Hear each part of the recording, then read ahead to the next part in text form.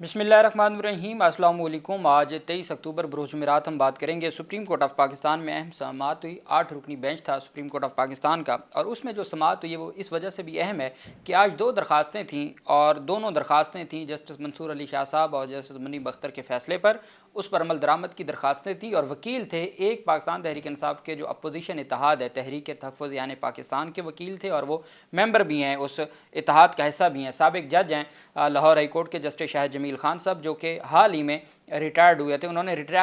इस्तीफ़ा दे दिया था जब इजाज़ुल हसन साहब ने सुप्रीम कोर्ट में इस्तीफ़ा दिया था, तो शाहिद जमील खान साहब ने इस्तीफ़ा दिया था इकबाल की नज़म लिख के। फिर उसके बाद इमरान खान और पीटीआई सुन्नी इत्तेहाद कौंसिल के वकील उज़ैर करामत भंडारी साहब, ये वो वकील साहब हैं जिनको एक दफ़ा इमरान खान से मुलाकात करके वो ज़मान पार्क से निकले थे, तो वो उनको हब्से बिजा में रखा गया था थाने में, और फिर रिहाई हुई थी। तो वो सीनियर एडवोकेट हैं इमरान खान के तमाम मुकदमात में, भंडारी साहब ही वकील होते हैं। आज उन्होंने दलाइल दिए सुप्रीम कोर्ट ऑफ पाकिस्तान में। केस 26वीं यानी तरमीम का है। आप जानते हैं कि उससे मुतल्लिक दरखास्तें हैं। 8 रुकनी बेंच है हाजी अमीनुद्दीन खान साहब की सरबराही में, और आज जैसे ही समाअत शुरू हुई तो जस्टिस शाहिद जमील खान साहब खड़े हो गए, रोस्टरूम पर आ गए। उन्होंने अदालत से गुजारिश की कि जी मेरी एक दरख्वास्त है जिसमें मैंने ये मौक़िफ़ अपनाया है कि 21 अक्टूबर को जब 26वीं यानी तरमीम मंजूर होती है, तो उसके बाद 26 अक्टूबर को चैलेंज हो जाती है 26वीं यानी तरमीम, और 31 अक्टूबर को जो उस वक्त एग्जिस्ट करता था प्रोसीजर, वो था प्रैक्टिस एंड प्रोसीजर कानून, उसके सेक्शन 2(3) के तहत 31 अक्टूबर को सुप्रीम कोर्ट ऑफ पाकिस्तान की 3 रुकनी कमेटी में से 2 रुकनी कमेटी ने अक्सरियती फ़ैसले से 4 नवंबर के लिए 4 और 5 नवंबर के लिए फुल कोर्ट में मुकर्रर कर दी 2024 में 26वीं यानी तरमीम के ख़िलाफ़ तमाम दरखास्तें। 31 अक्टूबर का जो फ़ैसला है वो आज भी इंटैक्ट है। वो फ़ैसला आज भी किसी कमेटी ने उस पर, चूँकि अब कमेटी तभी ख़त्म करेगी ना जब कमेटी के पास 3 मेंबरान होंगे, तो 3 मेंबरान कमेटी 2 मेंबरान के फ़ैसले को ख़त्म कर सकती है ना, 2 मेंबरान 2 को नहीं ख़त्म कर सकते, जिसकी वजह से उसके बाद कमेटी की कंपोजिशन तब्दील कर दी गई। प्रैक्टिस एंड प्रोसीजर कानून में तब्दीली ले आए। उसमें जो पहले था कि चीफ जस्टिस और साबिक जो 2 सीनियर जजेज़ हैं, उसके बाद ये किया गया कि चीफ जस्टिस, सीनियर प्यूनी जज और फिर एक जज जो चीफ जस्टिस जिसको अपॉइंट करेंगे, तो वो फिर उन्होंने मुनीब अख्तर को हटा के अमीनुद्दीन खान साहब को उस कमेटी का हिस्सा बना दिया गया था। तो वो प्रैक्टिस एंड प्रोसीजर कमेटी, चूँकि मंसूर अली शाह तो उसमें मौजूद थे, जिसकी वजह से वो 31 अक्टूबर का फ़ैसला आज तक बरकरार था, जो आज मौजूदा निज़ाम के गले पड़ गया। शाहिद जमील खान साहब ने कहा जी कि हमने इंडिपेंडेंट पिटिशन्स दायर की हुई हैं, और हमारी जो इंडिपेंडेंट पिटिशन है उसमें हमने ये प्ली ली है मुस्तफ़ा नवाज़ खोखर, जो कि तहरीक तहफ़्फ़ुज़ यानी पाकिस्तान के वाइस चेयरमैन हैं, उनकी ये दरख्वास्त है, और उसमें तमाम अल्लामा राजा नासिर अब्बास, उसमें असद कैसर और बाकी लोगों के भी दस्तखत हैं। हमारी ये इस्तदा है कि चूँकि फुल कोर्ट का जो फ़ैसला है वो हो चुका हुआ था 26वीं यानी तरमीम के ख़िलाफ़ दरखास्तों पर, 31 अक्टूबर का फ़ैसला, जिस वक्त सिवा उस वक्त आइनी बेंच नहीं था, उस वक्त आइनी तरमीम नहीं, उस वक्त आइनी कमेटी नहीं थी। आइनी तरमीम होने के बाद अभी तक आइनी बेंच नहीं बना था, जुडिशल कमीशन ऑफ पाकिस्तान नहीं बना था, आइनी कमेटी नहीं बनी थी। जब हमने पिटीशंस दायर की 26 अक्टूबर था, और 26 अक्टूबर के बाद 31 अक्टूबर को supreme court practice and procedure committee ने हमारी दरखास्तों के ऊपर 5 नवंबर के लिए समाअत के लिए मुकर्रर करने का हुक्म दे दिया। फिर आप जानते हैं कि जो चीफ जस्टिस थे याहिया अफरीदी साहब, उन्होंने फिर जुडिशल कमीशन का इजलास बुला लिया 4 नवंबर को, और 4 नवंबर को इजलास बुला के उन्होंने आइनी बेंच भी बना दी, आइनी कमेटी बना दी। 5 नवंबर को वो समाअत के लिए मुकर्रर फुल बेंच में ना हुआ, उस पर फिर मंसूर अली शाह, मुनीब अख्तर ख़त लिखते रहे, और आज तक वो ना हुआ, और फिर आइनी बेंच में चला गया। 1 साल बाद आइनी बेंच में समाअत शुरू हुई। उस पर जो मोअज़्ज़ज़ जजेस थे उन्होंने तवील मुशावरत की, जजेस की जानिब से बड़ी तवील मुशावरत होती रही कि आया जो पहले हम इस दरख्वास्त को सुने, चूँकि ये वो दरख्वास्त है जिसमें इतनी ही गुजारिश है कि आपका काम हम आसान करने हैं। आप पूछते हैं ना भी हम फुल कोर्ट कैसे बना सकते हैं, तो हम आपका काम आसान करने आए हैं कि चूँकि जब ये 26वीं यानी तरमीम के ख़िलाफ़ दरखास्तें दायर हुई थी, उस वक्त आइनी बेंच नहीं था, आइनी कमेटी नहीं थी। उस वक्त कानून के मुताबिक जो अथॉरिटी थी وہ اس اتھارٹی نے فل بینچ بنا دیا تھا، اور وہ فل بینچ تھا ان 16 ججوں پہ، اور کسی چیز کی ضرورت ہی نہیں رہے گی، اتنا بینچ فرما دے کہ چونکہ 31 اکتوبر کا فیصلہ آج بھی انٹیکٹ ہے تو اس پر عمل درآمد کے لیے فائل چیف جسٹس کو بھجوا دی جاتی ہے کہ چونکہ کمیٹی تو پہلے ہی فیصلہ کر چکی ہوئی ہے تو اس کو فل کورٹ بنا دیا جائے، اور فل کورٹ بھی وہ۔ اب شاہد جمیل خان صاحب کو عدالت نے کہا کہ انہوں نے مشاورت کی، طویل مشاورت ہوتی رہی، اور وہیں پہ کمرہ عدالت میں بیٹھ کے طویل مشاورت ہوتی رہی، پہلے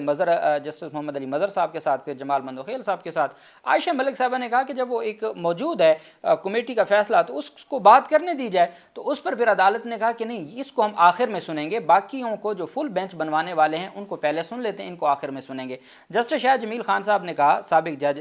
جسٹس ریٹائرڈ، انہوں نے کہا کہ میری یہ گزارش ہے کہ چلیں آپ اس کے علاوہ، اس سے ہٹ کے پھر میں جو آپ کا فل بینچ کا سوال ہے اس کے اوپر بات کر لیتا ہوں، چونکہ آپ نے جو سوالات اٹھائے تھے میں اس کا جواب دینا چاہتا ہوں، تو اس پہ تو مجھے بات کرنے دی جائے۔ تو انہوں نے کہا جی نہیں، آپ کو ہم آخر پہ ہی سنیں گے، آپ آخر پہ ہی ہم آپ کو سنیں گے، اور معزز عدالت نے کہا جی کہ آپ آخر میں دلائل دیجیے گا۔ اس کے بعد پھر عزیر کرامت بھنڈاری صاحب تشریف لائے۔ اب پی ٹی آئی کی جو درخواست تھی اس میں بھی سپریم کورٹ آف پاکستان کے 31 اکتوبر supreme court practice and procedure committee کے فیصلے پر عمل درآمد کی استدعا کی ہوئی تھی۔ مین پٹیشن میں باقی جو بار ایسوسییشنز کی درخواستیں تھیں یا مختلف لوگوں کی درخواستیں تھیں اس میں یہ پریئر نہیں تھی۔ پی ٹی آئی نے اسپیسیفکلی پریئر کی تھی کہ 31 اکتوبر منصور علی شاہ کا جو فیصلہ ہے، جو تاریخی فیصلہ تھا اس کمیٹی کا، اس پر عمل درآمد ہونا چاہیے۔ اس پر عزیر بھنڈاری صاحب نے اپنے دلائل شروع کر دی، چونکہ عزیر بھنڈاری صاحب کو یہ نہیں کہا جا سکتا تھا، چونکہ ان کی مین پٹیشن میں ہی انہوں نے نئی درخواست دائر نہیں کی تھی، بلکہ جب انہوں نے 26ویں ترمیم کو چیلنج کیا تو اس میں مین پریئر میں یہ انہوں نے استدعا کی تھی۔ انہوں نے عدالت سے کہا کہ جی میں 2-3 چیزیں بڑی واضح ہیں، میں وہ عدالت کے سامنے رکھنا چاہتا ہوں۔ ایک تو 31 اکتوبر کا فیصلہ ہے، اس کے اوپر آپ عمل درآمد کے لیے یہ کہہ دیں، آپ ڈائریکشن دے دیں چیف جسٹس کو کہ جی 31 اکتوبر کا چونکہ فیصلہ پہلے موجود ہے اس کے مطابق آپ فل کورٹ بنا دیں، تو وہ فل کورٹ بن جائے گا۔ دوسری اہم بات وہ یہ کہتے ہیں کہ آپ آئین کے آرٹیکل 191، چونکہ امین الدین خان صاحب نے بھی یہ بات کی، جسٹس محمد علی مظہر صاحب نے بھی یہ بات کی کہ ہمیں بتائیں جی آئین کے آرٹیکل 191A ہمارے ہاتھ پاؤں باندھ رہا ہے، ہمیں وہ یہ کہہ رہا ہے کہ آئین سے متعلق کوئی بھی معاملہ ہوگا تو وہ آئینی بینچ سنے گا، تو ہم آئینی بینچ ہیں، ہم آئین کے آرٹیکل 191A کے ہوتے ہوئے کیسے فل کورٹ کی بات کر سکتے ہیں یا کیسے معاملہ فل کورٹ کو ریفر کر سکتے ہیں۔ یہ ان کا ایک ہی آبجیکشن تھا جس کے اوپر انہوں نے یہ آج واضح کیا کہ بدقسمتی سے اب تک جتنے وکیل پیش ہوئے اس معاملے پہ کوئی، ہر بندہ یہ کہتا ہے کہ آپ 191A کو سائڈ پہ رکھ دیں، ہر بندہ کہتا ہے 26ویں یعنی ترمیم کو سائڈ پہ رکھ دیں۔ یہ کیسے ہو سکتا ہے کہ جو اسٹیچوٹری لا میں آ چکا ہے، جو قانون کی کتاب میں، آئین کی کتاب میں جو ترمیم آ چکی ہے، ہم ان کو سائڈ پہ کیسے رکھیں؟ اس پر عزیر بھنڈاری صاحب نے کہا کہ میں آپ کو 6 ججمنٹس دینے جا رہا ہوں، سپریم کورٹ آف پاکستان کے پریسیڈنٹ صاحب کے سامنے رکھنے جا رہا ہوں، جس میں یہ کہا گیا تھا کہ جب بھی کوئی ترمیم ہوتی ہے، جب بھی آئین کی کسی ترمیم میں تبدیلی لائی جاتی ہے، موڈیفیکیشن لائی جاتی ہے، تو آپ نے اس موڈیفیکیشن کو سائڈ پہ رکھ کے آپ نے جو اوریجنل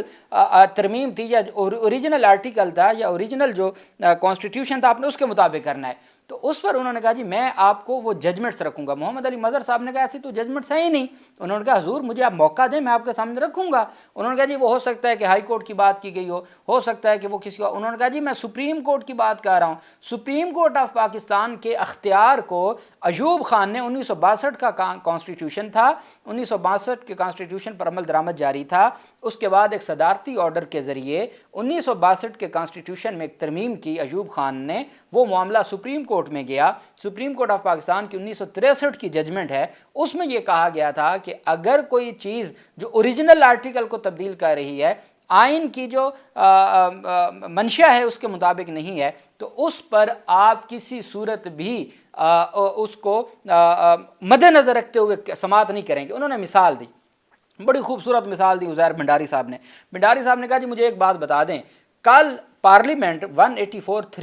184(3) جو اوریجنل جورسڈکشن ہے سپریم کورٹ آف پاکستان کی، جو کہ عائشہ ملک صاحبہ نے کہا کہ آپ جب 191A کو پڑھیں گے تو آپ 184(3) کو بھی تو پڑھیں گے، اس میں سپریم کورٹ کی بات ہو رہی ہے۔ 191A میں سپریم کورٹ کو نہیں ختم کیا جا رہا، سپریم کورٹ پھر بھی ایگزسٹ کرتی ہے۔ اس پر عزیر بھنڈاری صاحب نے ایک ایسی مثال دی جس کے بعد میں سمجھتا ہوں کہ آج حکومتی اتحاد ناک آؤٹ ہو گیا مکمل طور پہ سپریم کورٹ آف پاکستان سے۔ عزیر بھنڈاری صاحب نے کہا کہ میں آپ کو ایک مثال دیتا ہوں، آپ اس کا جواب जवाब दीजिएगा कि 184(3 ओरिजिनल जुरिस्डिक्शन है सुप्रीम कोर्ट ऑफ पाकिस्तान की, जिसके तहत मफाद आमा का केस डायरेक्ट सुप्रीम कोर्ट में दायर हो सकता है। तो मुझे बताएं, कल पार्लियामेंट 184(3 में तरमीम करके जो 184(3 की पावर्स हैं वो कैबिनेट को दे देती है, तो क्या हम सुप्रीम कोर्ट में 184(3 के तहत उस अमेंडमेंट को चैलेंज नहीं कर सकेंगे? कर सकेंगे। हम किसके पास जाएंगे, हम किस फोरम पे जाएंगे? अगर आप उस वक्त ये कहेंगे कि भाई 184(3 के पास हमारी पावर ही खत्म हो गई, तो फिर उसको चैलेंज कहाँ करेंगे, उसकी वैलिडिटी को कहाँ जाके देखेंगे, उसको कहाँ जाके हम अपना सर पीटेंगे कि हुजूर ये आइन के बुनियादी जो ज़ाब्ता है उसके खिलाफ है। तो ये जो सवाल था, इसके ऊपर जो मुअज़्ज़ज़ बेंच था वो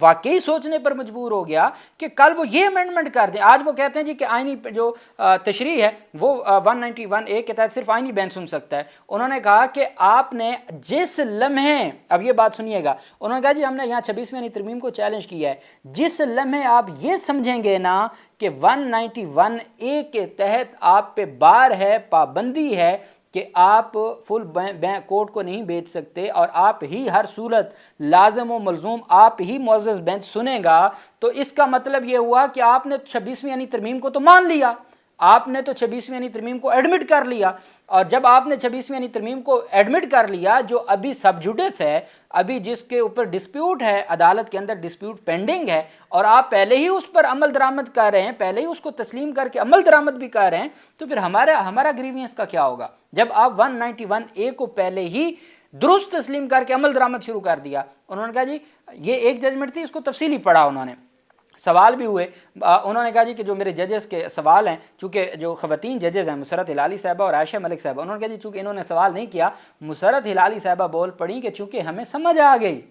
इस वजह से हम सवाल नहीं कर रही। आयशा मलिक साहबा ने कहा जी बिल्कुल ये ठीक कह रही हैं। तो उन्होंने अब एक जजमेंट, अभी तक आज की समात में उज़ैर भंडारी सिर्फ एक जजमेंट पढ़ पाए, उसमें उन्होंने अदालत को बताया। उज़ैर भंडारी साहब ने कहा कि जब आइन के किसी आर्टिकल में तरमीम होती है, उसको मॉडिफाई किया जाता है, उसको चेंज किया जाता है, सुप्रीम कोर्ट 1963 की जजमेंट में, फिर उन्होंने कहा मैं आगे चल के जो भुट्टो केस है उनको भी मैं अदालत के सामने पढ़ूंगा और मैं अदालत को बताऊंगा कि किस तरीके से। फिर उन्होंने कहा कि 1963 का जो जजमेंट है उसमें वाज़ह तौर पे कहा गया कि किसी अमेंडमेंट में कोई तब्दीली की जाती है तो जब समाअत होगी तो वो ओरिजिनल आर्टिकल के मुताबिक होगी, ओरिजिनल आर्टिकल के मुताबिक समाअत होगी कि जो इसमें तरमीम की गई है वो दुरुस्त है या नहीं है। जब आप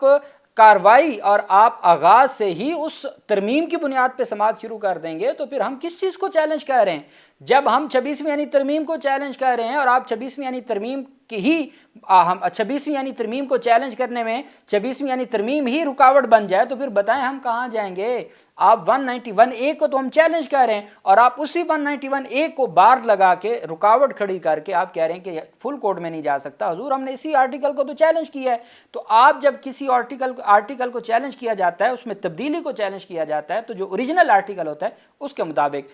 जो कार्रवाई आगे बढ़ाई जाती है। खैर, आज की जो अभी सिर्फ एक जजमेंट का हवाला दे सकें उज़ैर भंडारी साहब पीटीआई के वकील, उन्होंने केस का रुख ही तब्दील कर दिया और फिर मंसूर अली शाह और मुनीब अख्तर का जो फैसला है उस पर इम्प्लीमेंटेशन के लिए जजेस को लाजवाब कर दिया बेंच को। ये हकीकत है। अभी तो शायद जमील खान साहब की जो दरख्वास्त है मुस्तफ़ा नवाज़ खोखर वाली, उसके ऊपर उन्होंने भी अभी करना है, लेकिन ये याद रखिएगा 30 नवंबर मेरे ख्याल में जस्टिस अमीनुद्दीन खान साहब की रिटायरमेंट भी है और अभी